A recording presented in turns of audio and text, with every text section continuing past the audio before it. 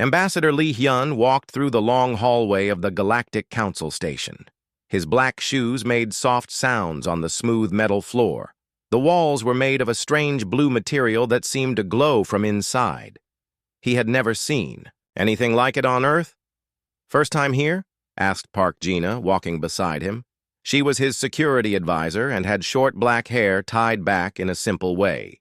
Her dark suit looked formal, but she could move fast if needed. "Yes," Li Hyun said. "It is bigger than I thought it would be." Kim Woo followed behind them, carrying a small device that looked like a tablet. "The translation system is working well," he said. "We should be able to understand everyone?" They reached a large door that opened by itself. Inside was the biggest room Li Hyun had ever seen. The ceiling was so high he could not see the top. There were 12 different areas in the room, each one made for a different type of alien.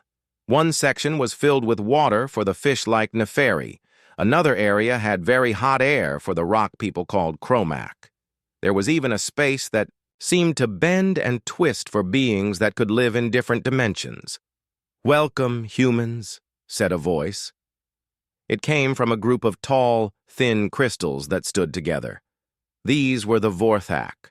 When they spoke, all the crystals made sounds at the same time. It was like hearing a choir. Li Hyun bowed his head. "Thank you for letting us join this meeting." "You are new here," said a large creature made of gray rock. This was a Chromac elder. His voice was deep and slow. "We have been traveling space for thousands of years. Your people just learned to leave your planet." "That is true," Li Hyun said. "We have much to learn." Park Gina looked around the room. She counted the different groups. 12 alien species, just like the files said. Each group had 3 or 4 members. She noticed that some of them had weapons, even though this was supposed to be a peace meeting. Kim Woo set up his tablet and started recording. The device would help them remember everything that happened. It also watched for any signs of danger. Creature that looked like a giant octopus floated in the water section. This was a Neferi. When it spoke, the words came out in bubbles. "We are here to talk about the outer space territories. Many of us want the same planets and moons." "The mining rights were ours first," said the Chromac elder. His rock skin began to glow red. "Your people came later and took what belonged to us." "That is not true," sang the Vorthak crystals. "We found those asteroids empty. No one was using them." Li Hyun sat down in the human section. The chair was comfortable, and the air was just right for breathing. He opened a small notebook and began writing. Park Gina stood behind him, watching everyone. Kim Woo sat nearby with his tablet. More aliens began to argue. The Zephyrians were strange beings that seemed to fade in and out like ghosts. When they got angry, parts of their bodies disappeared completely. "You cannot claim what you cannot hold," said a Zephyrian. Its voice sounded like wind blowing through leaves. "We can." "Hold anything!" growled a creature covered in thick fur. These were the Ursak, who looked like giant bears but walked on 2 legs. "Our claws can tear through any ship." Li Hyun kept writing in his notebook. He wrote down who said what. He wrote down how they acted when they got angry. He noticed which groups seemed to be friends and which ones did not like each other. "Biofarms in Sector 7 are ours," said the Neferi in the water. "We built them with our own technology." "You used stolen genetics," accused a group of tall, green plant-like beings called the Silthari. "Those crops came from our homeworld." "Prove it," the Neferi replied, making more angry bubbles. Park Gina moved closer to Li Hyun. "This is getting worse," she whispered. "Look at their body language. They came here ready to fight, not talk." Kim Woo looked at his tablet. "I am picking up military signals. Several species have warships waiting in nearby systems." Li Hyun nodded but kept writing. He watched a group of small, fast-moving aliens called the Skit. They had 6 arms each, and could move very quickly. Right now they were making sharp clicking sounds with their mouths. This meant they were nervous. The arguing got louder. More species joined in. Soon everyone was talking at the same time. The crystal Vorthak made their singing sounds louder. The rock chromac started glowing brighter. The ghost-like Zephyrians faded in and out faster. "Order! Order!" called a mechanical voice. This came from the Mechani, robots who had gained their own minds long ago. "We cannot solve anything if everyone speaks at once." But no one listened. The furry Ursak roared. The plant Siltheri rustled their leaves angrily. The water Neferi made so many bubbles, their section looked like a storm. Li Hyun closed his notebook and stood up. "Perhaps we should take a break," he said in a calm voice. The room became quiet. All the aliens looked at him. "A break?" asked the Chromac elder. "We have been talking for only 1 hour. Sometimes it helps to step back and think," Li Hyun said. "We all want to find answers, but we cannot do that if we are too angry to listen to each other." The Vorthak crystals sang together quietly. "The human speaks wisdom. A short rest might help." Park Gina was surprised. She had expected the aliens to reject the idea, but they seemed to respect Li Hyun's calm way of speaking. 30 minutes, said the Mechani. Then we returned to discuss the territorial disputes. As the different groups began to leave for the break, Park Gina noticed something important. Several alien groups were looking at each other with angry eyes, but none of them looked angry at the humans. It was like they had forgotten Earth was even there. "That went well," Kim Woo said, packing up his tablet. "Maybe too well," Park Gina replied. She had learned to worry when things seemed easy. In her experience, the most dangerous enemies were the ones who ignored you until it was too late. Li Hyun put his notebook in his jacket pocket. "Let us use this break to learn more about our new friends," he said. "Knowledge is always useful." As they walked toward the exit, none of them noticed the small recording devices that several alien species had hidden around the human section. The other species wanted to learn about Earth, too, but they were not as quiet about it as the humans were. The break was over and everyone returned to the big council room, but something had changed. Li Hyun could feel it as soon as he sat down. The aliens were not just angry about territories anymore, they were planning something else. Park Gina stood behind his chair again. She had spent the break walking around the station. "I saw 3 different groups having secret meetings," she whispered to Li Hyun. "They stopped talking when they saw me." Kim Woo looked worried as he checked his tablet. "My sensors are picking up more signals. The warships in nearby systems are moving closer." "How much closer?" Li Hyun asked quietly. "Close enough to get here in 2 hours if they use their fastest engines." Li Hyun wrote this information in his notebook. He also wrote down how the different alien groups were sitting now. The friends sat closer together. The enemies moved farther apart. It looked like they were choosing sides for a fight. The Chromac elder stood up first. His rock body was glowing brighter than before. "We have thought about this problem during the break. The Neferi are making bioweapons in the disputed territories. This cannot be allowed." The octopus-like Neferi in the water section made angry bubbles. "That is a lie. We grow food, not weapons." "Your biotechnology can be turned into weapons easily," said one of the Vorthak crystals. "We have seen what your kind can do." "The Vorthak Collective remembers too much," replied the Neferi. "Old fears make you see danger where none exists." Li Hyun noticed that other species were nodding when the Chromac spoke. The furry Ursak, the plant-like Siltheri, and the robot Mechani seemed to agree that the Neferi were dangerous. But the fast-moving Skit and the ghost-like Zephyrians moved closer to the Neferi section. They were taking the other side. "The real problem," said a Zephyrian, fading in and out of sight, "is that some species think they own space itself. The universe belongs to everyone. Easy words from people who can disappear when trouble starts, growled an Ursak. His thick fur stood up like he was ready to fight. The small skit began clicking their mouths very fast. This was their warning sound. Ursak claws have torn apart. Peaceful ships before. Who here trusts the bear people? We defend ourselves, the Ursak replied. Unlike some species who hide behind others. Park Gina touched Lee Hyun's shoulder. Look at the seating, she said quietly. Lee Hyun looked around.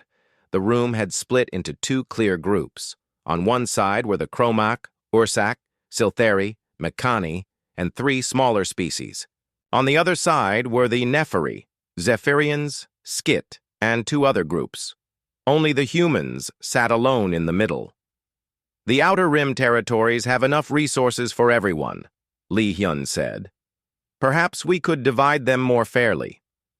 The human does not understand, said the Chromak elder. This is not about resources anymore. This is about trust. How can we share space with species that might attack us?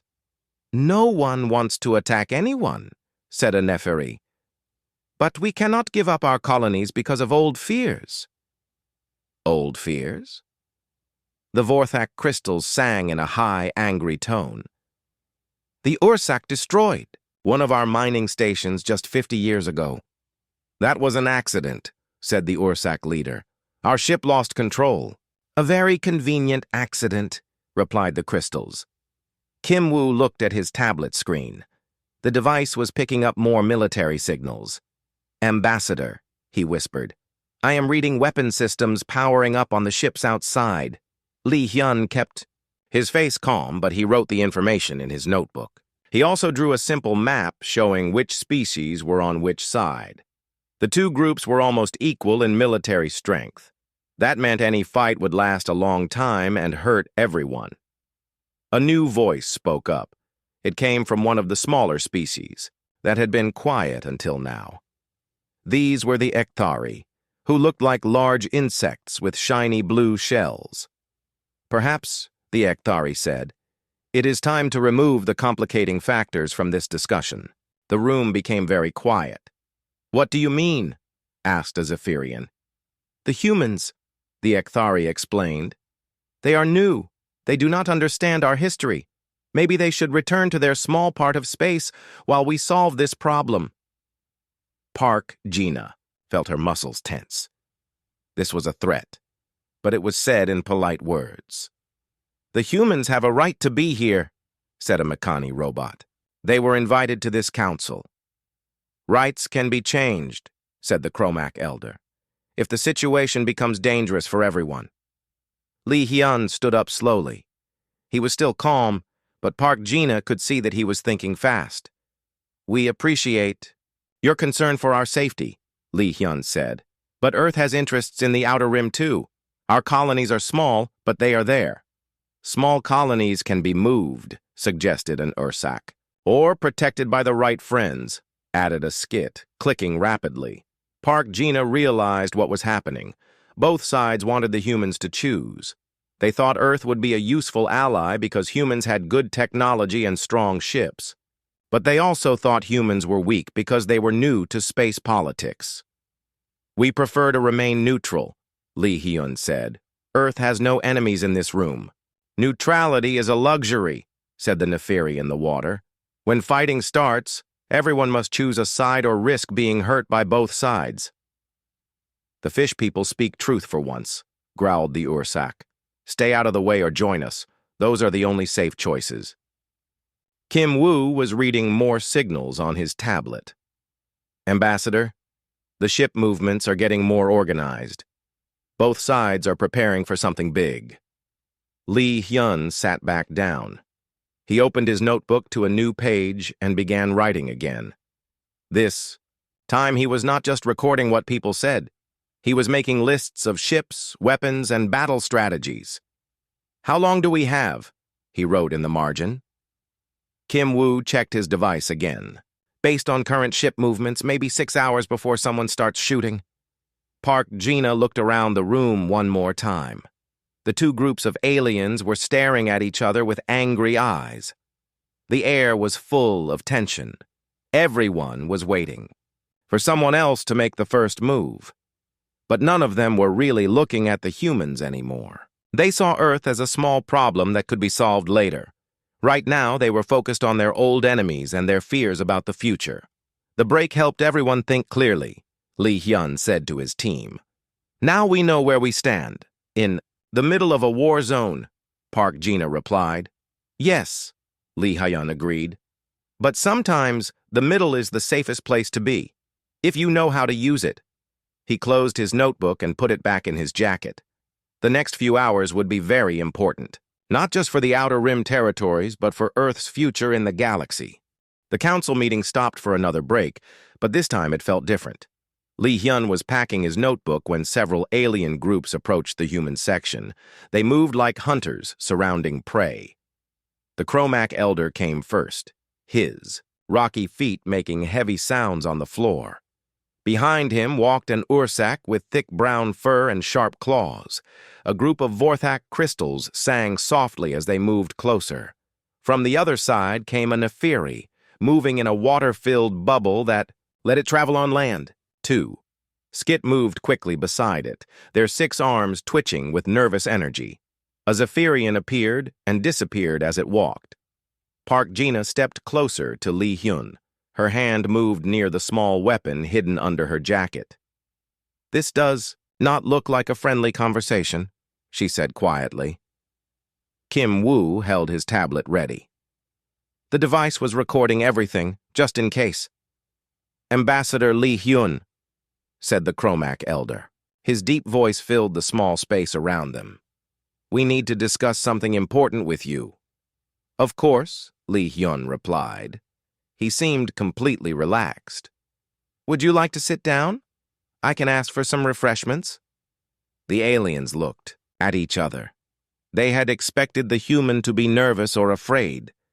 Instead, he was offering them snacks. This is not a social visit, said the Ursak. His voice was a low growl. We need to talk about choices. The situation has become clear, sang the Vorthak crystals together. 2 sides are forming. War may come soon. Earth must decide which side to support. The Neferi in its water bubble made a bubbling sound. Or, your people could be caught in the middle when the fighting starts. That would be very dangerous for such a young species. Lee Hyun nodded thoughtfully. I see. You are worried about our safety. That is very kind. Kind? The Skit clicked their mouths rapidly.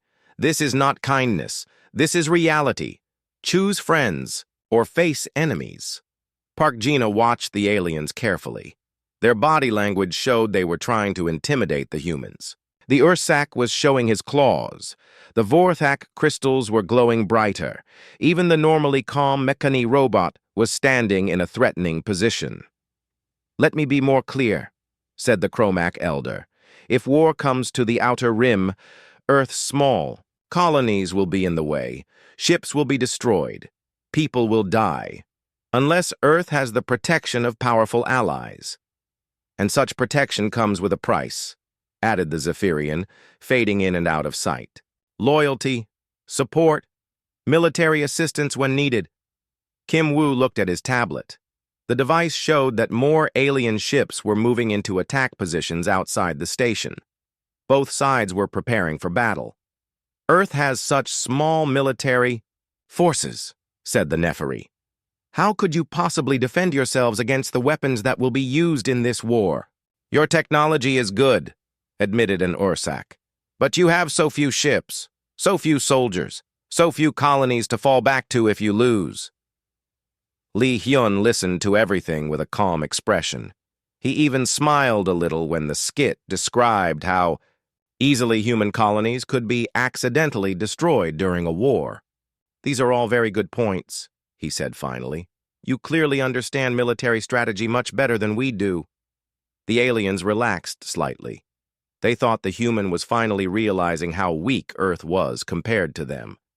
So you will choose a side? Asked the Vorthak crystals.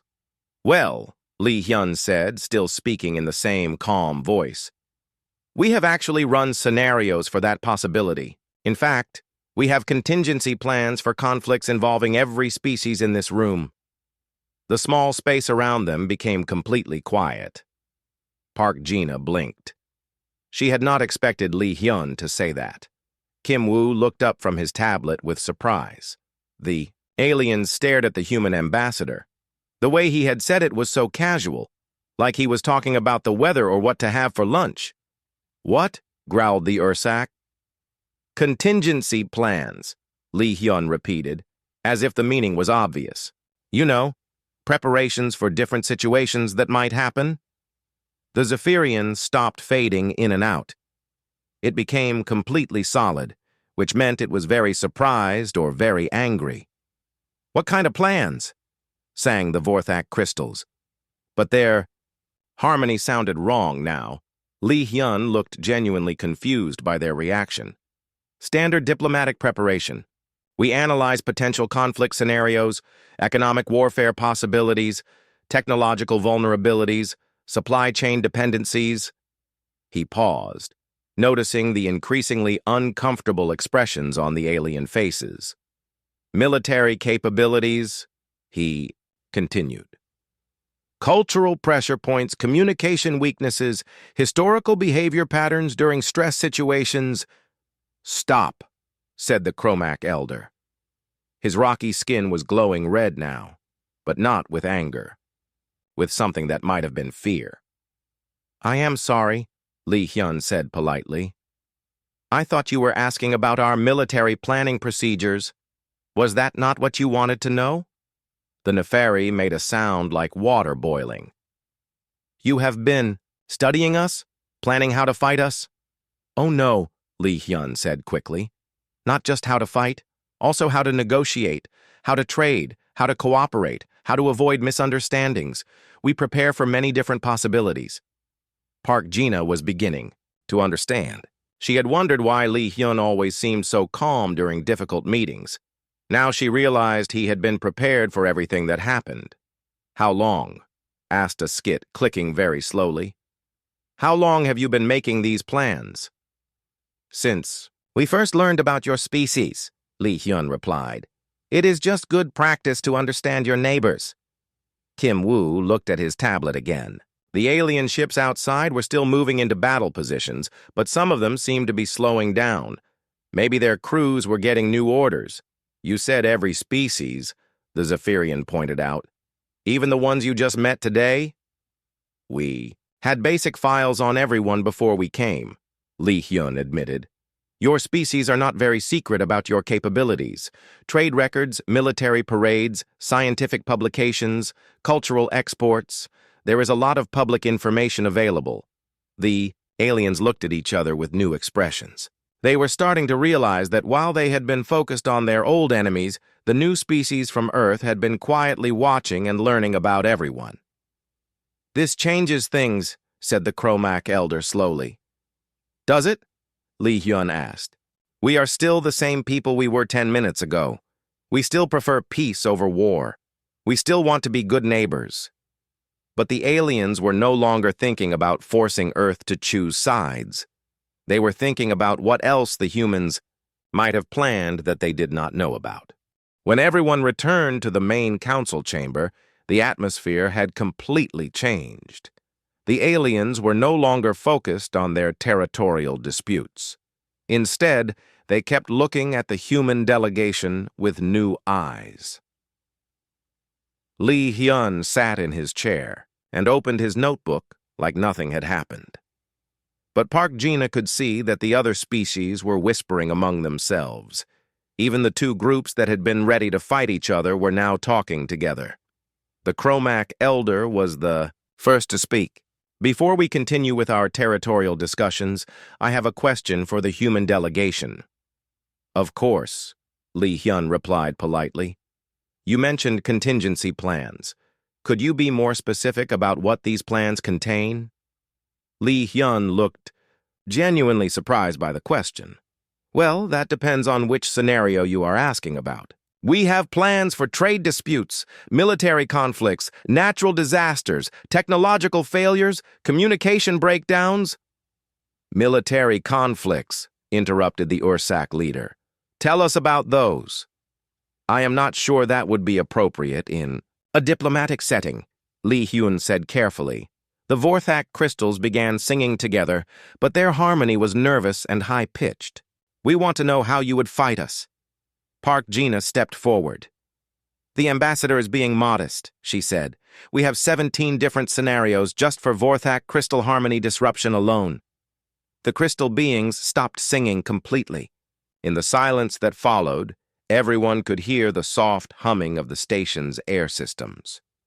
17? One of the crystals asked in a voice much quieter than before.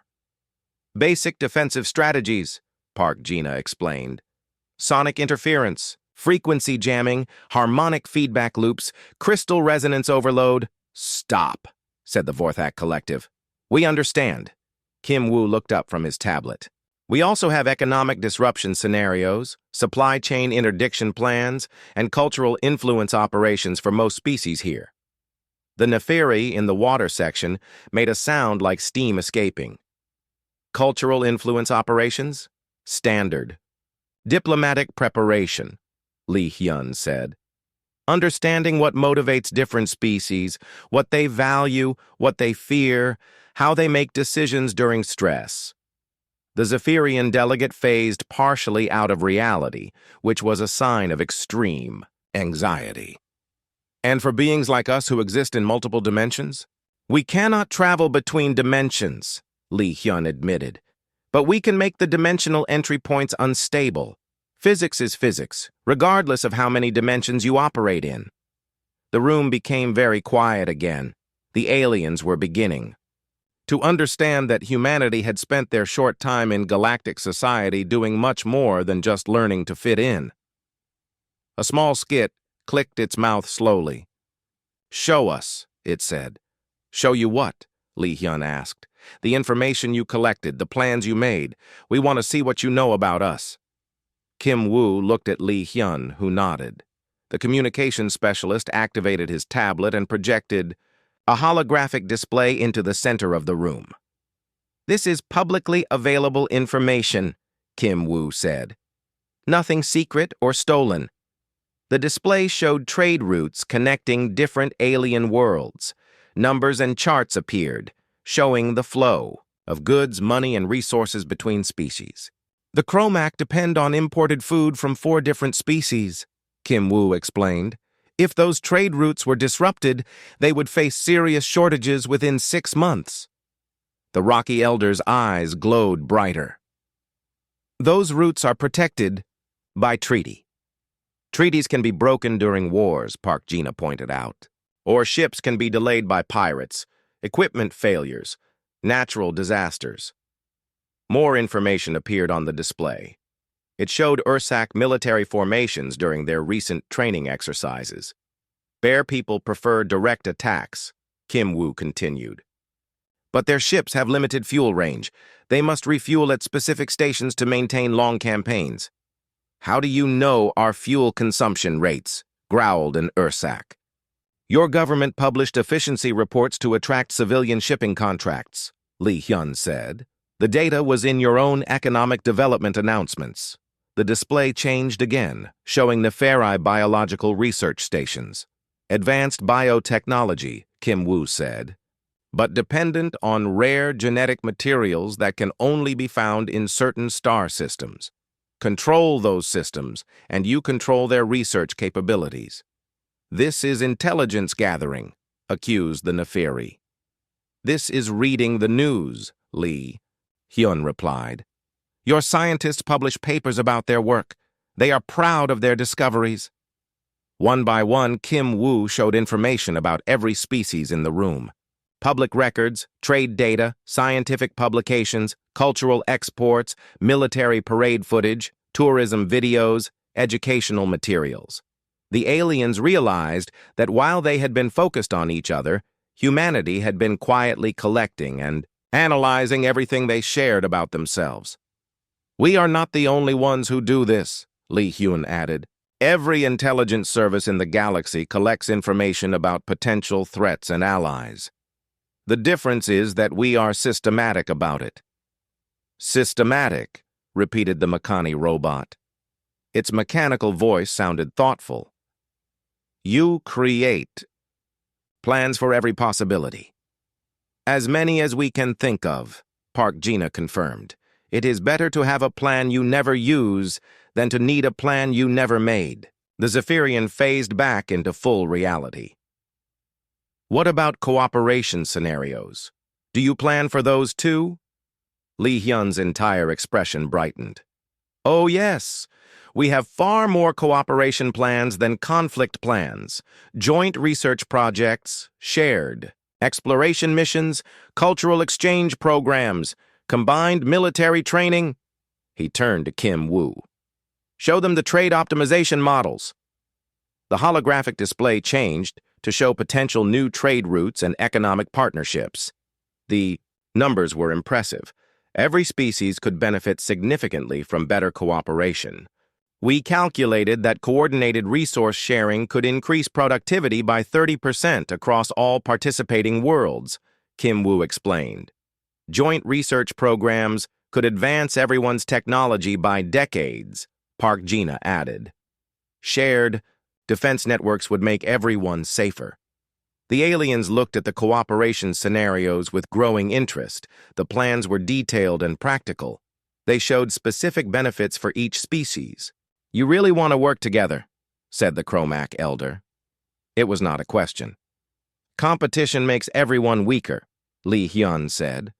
Cooperation makes everyone stronger. That is basic human philosophy.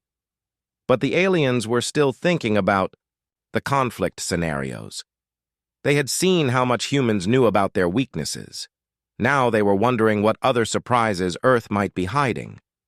The territorial disputes that had seemed so important an hour ago now felt much less urgent. Everyone was too busy trying to figure out what the humans had planned next. The council chamber felt different now. The two groups of aliens who had been ready to fight each other were sitting closer together. They were no longer enemies facing enemies. They were all species who had just learned that the quiet newcomers from Earth had been watching and planning the entire time. Lee Hyun closed his notebook and looked around the room. Are there any other questions about our diplomatic preparation methods? The Chromac elder shifted his heavy rock body. These plans of yours, how detailed are they? That depends on the scenario, Lee Hyun replied. Some are simple flowcharts. Others are hundreds of pages long with multiple sub-options.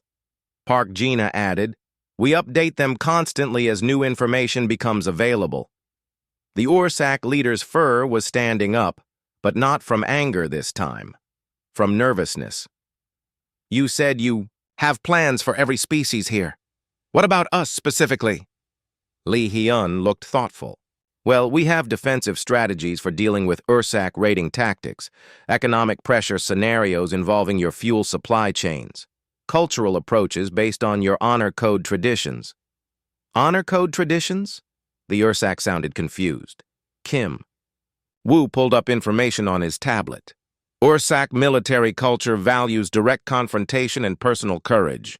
This makes you predictable in some ways, but also makes you respond positively to honest dealing and respect for strength.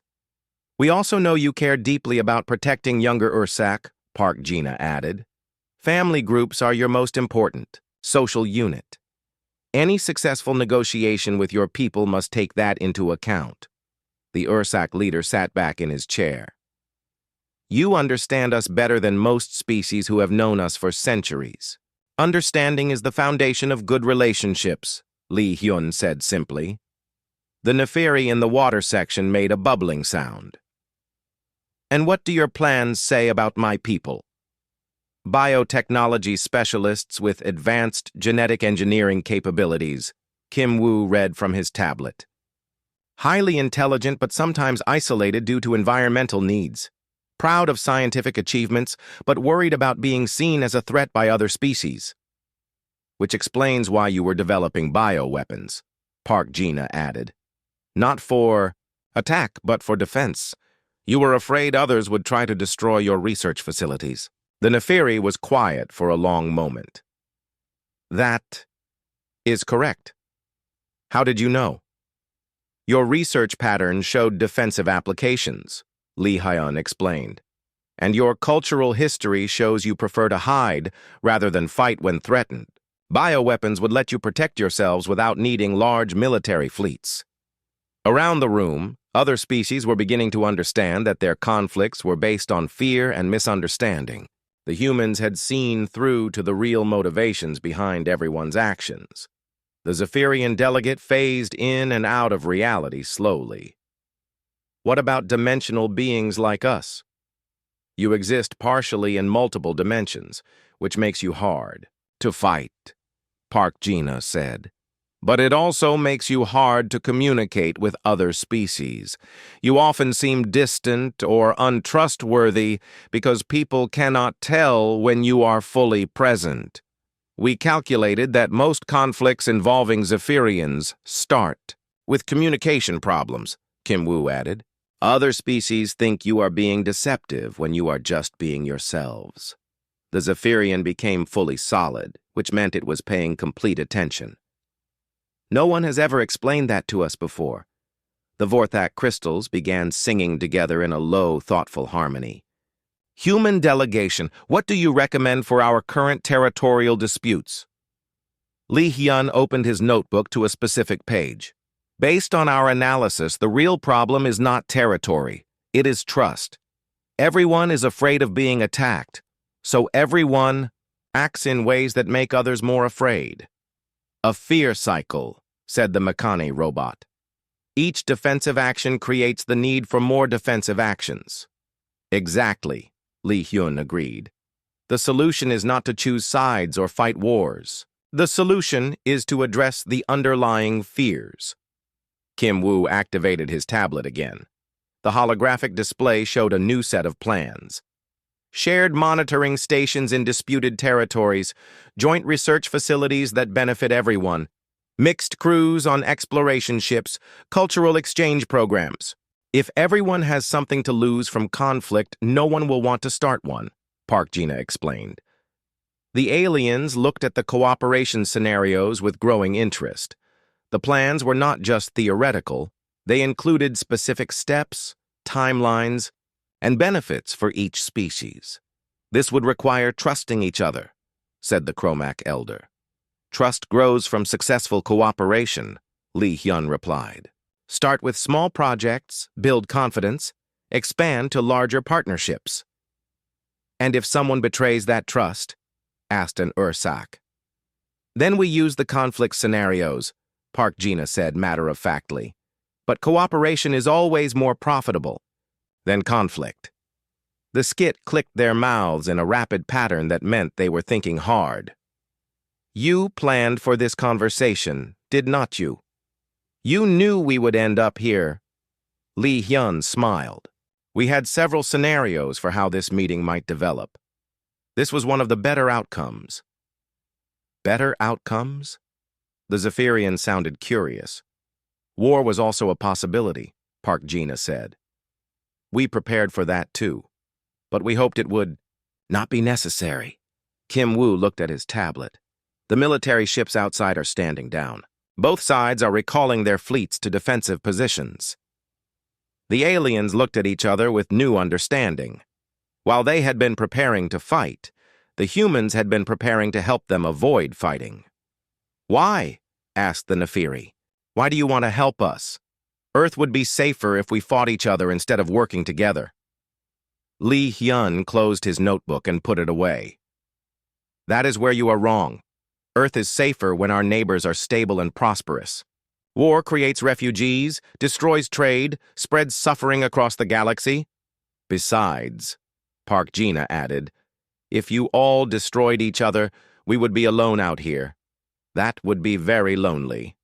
The Chromac elder made a sound that might have been laughter. So humans prevent wars for selfish reasons? The best solutions benefit everyone, Li Hyun said. Selfish and generous actions can be the same action if you plan carefully enough. The meeting continued for several more hours, but there was no more talk of war. Instead, the species began discussing the human cooperation proposals. They were detailed, practical, and profitable for everyone involved. By the end of the day, they had agreed to try a small joint research project. Nothing dramatic, just a shared monitoring station in one of the disputed territories. But it was a beginning. As the aliens prepared to leave, many of them stopped to speak with the human delegation. They wanted to know more about Earth's planning, methods. Some asked if humans would be willing to help mediate other disputes. "We would be honored to help," Li Hyun replied to each request. When the chamber was finally empty except for the human team, Park Gina sat down with a tired sigh. "That went well," she said. "Better than expected," Kim Woo agreed. No one started shooting. Li Hyun opened his notebook one more time and wrote a final entry. First major diplomatic contact successful. Recommend maintaining current preparation. Strategies. Note: other species are interested in learning human planning methods, possible opportunity for deeper cooperation. He closed the notebook and put it in his jacket pocket. Tomorrow there would be more meetings, more challenges, more opportunities to build a better galaxy for everyone. "Come on," he said to his team. "Let us go home and plan for tomorrow." As they walked through the station's corridors toward their ship, none of them noticed the small recording devices that several alien species had hidden along their route. The other species wanted to learn more about how humans thought and planned. But that was exactly what Li Hyun had expected would happen. After all, he had contingency plans for everything.